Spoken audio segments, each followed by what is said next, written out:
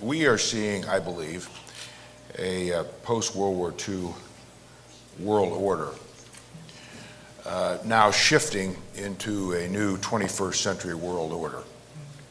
And history instructs us quite well on this point that world orders don't stay the same or remain because challenges shift, dynamics shift, geopolitical, economic interests, powers shift. So what is occurring is an adjustment and an adaptation to what the great powers built after World War II, and that certainly includes Japan and the United States. That world order was predicated on alliances of common interests. And we all together, during that 10-year period after World War II, built all of these new coalitions of common interests. And a number of new treaties came into force. Institutions like the UN, NATO, General Agreement on Tariffs and Trade now, WTO, World Bank, IMF. Dozens of multilateral financial institutions became relevant to an order that was about common interests. And so if institutions, alliances, nations don't remain relevant to the realities of the day,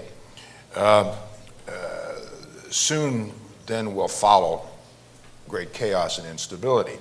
And I believe we're living through one of those periods where these adjustments are now taking place. They're imperfect, they're dangerous, but alliances have always been important in history, but I think they are going to continue to be as important as any time in the history of man.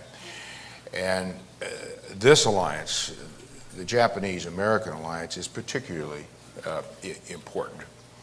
It's important certainly for the United States for many reasons. The United States has been a Pacific power for many years. In fact, the entire Western Hemisphere borders the Pacific Ocean.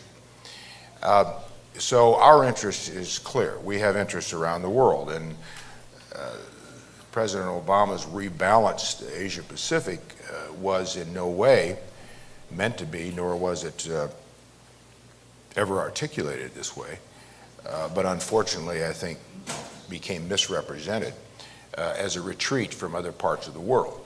And that's not the case. That will not happen, because clearly our interests are served not only in Asia-Pacific but around the world. And there's no other part of the world that doesn't connect to or affect every other part of the world.